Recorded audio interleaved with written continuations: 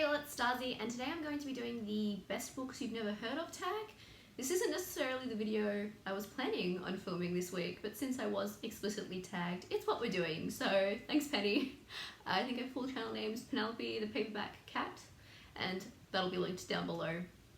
Basically this tag is all about showcasing unheard of books, based primarily on your Goodreads shelves. So kind of before I get into the actual tag, I do need to mention that I only started using Goodreads as an adult, and I did a lot more reading before then because I did like 6 years of uni where I was studying a Bachelor of Arts in philosophy and history, so I had so much uni reading that I often didn't do very much reading for fun, and I kind of got back into reading in a big way last year. Also, I've probably only been using Goodreads as long as I've been watching BookTube, so that also means, it's obviously, since I've been watching BookTube and such, I have had a lot more influence from recommendations and from hyped books. So with that being said, before I started using Goodreads, I probably have a lot more unheard of books than after. I do still have a few things that fit the criteria for this though, so yes, that's with that little spiel out the way. Are there many books that you've read that are below 250 ratings, below 100, any under 25? So if we go to my Goodreads, so let's see, I have one book under 50 ratings. I have three books under 100, and then under 250, 9 all up. So under 250 ratings on Goodreads, I have 9 books all up. Although there are definitely other things that I have read that aren't things I've ever seen people talk about, but obviously people in the BookTube community can be very centered on certain types of books though, so there are some books that are more popular generally within some communities, so they have a lot of ratings on Goodreads, but they're still things I've never heard people mention. But that's not really what this tag seems to be specifying, so we're going to stick to those ones for the moment. How did you hear about the most obscure books you read? So, the book on here with the least amount of ratings, it has 11 ratings, is a book that hasn't actually come out yet, so that's probably a contributing factor. It's something I read very recently from NetGalley, which is the International Day of the Girl, celebrating girls around the world or something along those lines. And it's a children's book that goes through a few different stories of different girls around the world, and also tells you a bit about the International Day of the Girl and why that exists. Ginger snaps, please stop staring at me. So it's not even out yet, but it might still be on the read now section. I do think it's pretty good for what it is, and I enjoyed it, and the illustrations are beautiful. So there's another book on there that I got through NetGalley. There are also some books in that below 250 that are random things I clicked on through my library audiobooks. There's a book that I won in a Goodreads giveaway, an Australian book, and there's also a book that I actually got because if you've ever been in a situation of staff rooms where sometimes they leave things out and it's free to a good home. So I picked up a book from a staff room once. And then before, pre-Goodreads, I used to just pre-Goodreads, being involved in kind of the internet sphere in general, I used to just go into stores and just pick up anything that looked interesting, to be honest. And I know I got a lot of random things from secondhand bookstores too. Question 3. What are some of your favourite unknown, under 250 ratings, books that you've read, and why should more people read them? So if we're sticking to that Goodreads, as I mentioned, that International Days of the Girl, I actually think that's really good. It hasn't come out yet. I don't remember when it comes out. Joined Up Thinking by Stephen Colgan. This is a book with it's basically a book of a bunch of random facts, and it's joined up thinking because each fact kind of loosely ties into the next one he talks about. And I think that's really good for what it is. If you like learning just random crap, you like general trivia, it's a really good one for that. And it's also interesting just to see how he kind of loosely weaves different things together to continue spouting out these facts, and they all kind of circle back at the end of the chapter to the first fact he mentioned. So I really enjoyed that for what it was. There's also Stardust in here, but Stardust obviously isn't something that's going to be unpopular.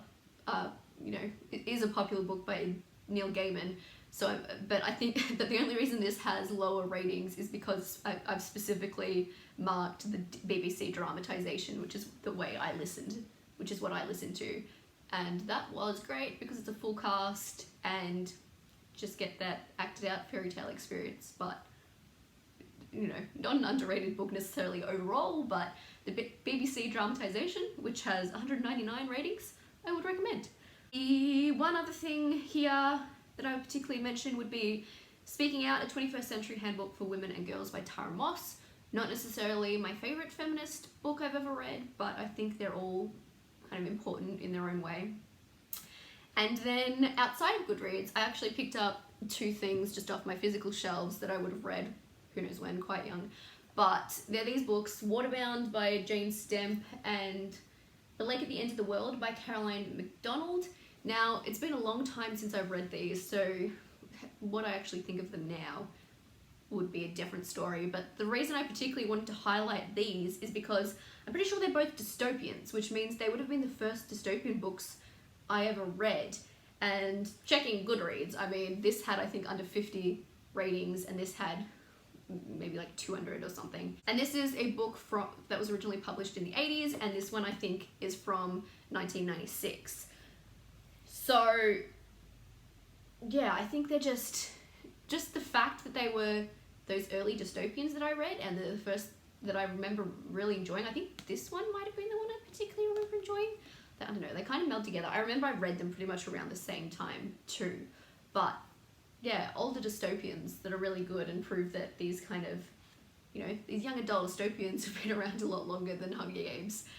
Waterbound, the city is a place of rules, a place where admin is always watching, a place where there is no room to be different. Under the city, the river flows from light into dark, into an unknown place, a place which hides a secret, something forbidden, out of sight and out of mind. And then you've got Lake at the End of the World. They told me there was nothing left outside. They said the world was empty, finished. But when Hector ventures out from the underground community, which is all he has ever known, he realizes how much they didn't tell him. For a start, there is Diana and the mystical lake where she lives with her parents. So, yes, I really want to go back and reread these now, but yeah. Earlier dystopians, what, my lighting's changing. Sun, why do you... The problems of using natural lighting is, you never have consistent lighting, and now I'm all dark, and my cat's still staring at me. What's that? Didn't snap, stop. 4. Do you think the most popular books you've read are usually better than the least popular ones? Well, if we're going by Goodreads, the book with the most ratings that I've read is Twilight by Stephanie Meyer. Now look, I really enjoyed Twilight when I was a teenager, and I have a lot of appreciation for it for what it's done, particularly in the way that it's grasped the attention of so many people and got so many people into reading, but I don't think it's a good book. So basically my answer to this question is not necessarily. There are things that I've never heard people speak about that I really enjoyed. There are things that are really hyped that I thought were pretty bad, and there are also really hyped things that I thought were worth the hype. So I don't think the popularity of a book necessarily says anything about it. I mean, Twilight wasn't the first teen paranormal romance out there, but it's the one that blew up. So I think there's kind of, sometimes popularity isn't just about the book itself. I think it's to do with a combination of factors, which I think I'll talk about, which connects to one of the other questions a bit, I think. 5, why do you think your least read books are so unknown? So this is kind of tying into what I started talking about. So I think there's a whole combination of things that this comes down to. You've got you've got books that don't really travel outside their countries, for one. So, you know, a lot of the books that are spread worldwide are from like America or England, right? So a lot of books don't necessarily go outside their countries, including, you know, some of the Australian books I've read. And you've also got factors like self-published books don't get the same amount of attention. Obviously, they don't have the powerhouses behind them with advertising and things like that. And advertising goes into it, you know. being in even a smaller publishing house versus a bigger publishing house can have an influence. It's also word of mouth and also just a big combination of luck. Because again, Twilight wasn't necessarily the first thing of its kind out there, but look what happened with Twilight. So I think there's just a whole combination of things. It doesn't really come down to one. It doesn't really come down to just one thing, but yeah, there's a whole bunch of things that can contribute. Trying to fix this darkness situation. Sun is so unreliable. Question 6 is, do you like reading unknown books or popular books better? I mean, at the end of the day, I like to just read what I want to read and what I think that I'll really enjoy. I have read probably more popular books as an adult just because I've been in this sphere of constantly getting recommendations and things that make me interested in books, but I do still read things that I've never heard of as well. But I mean, the benefit of reading popular books is now being involved in this active online sphere is that you're going to have more people to talk about books with, but I still, you know, at the end of the day, it doesn't really, like, I'm not really that impacted either way. It's just if a book sounds really interesting to me, and if I stumble across something that no one's ever heard of, and I really enjoy it, great. Like, do you want to read more obscure books? I mean, I think there are definitely a lot of authors out there who are probably writing really good things that just don't get discovered. And I mean, I'm going to continue reading the things that aren't necessarily being hyped. It's like, it's not something I'm necessarily like actively looking for though. Like, I'm just going to read what I'm interested in reading at the end of the day, whether, you know, no matter how obscure or hyped they are either way. Like, 8, who do you tag? All right, I'm going to tag my fellow Aussie, Kaz Rucking, and I'm going to tag Jules Blues because maybe she has some non-English origin books that are interesting that she can talk about. I think that's it. My hair's a mess today, but what's new? I'm having a brain blank. I think that's it. Bye! STAZIC out.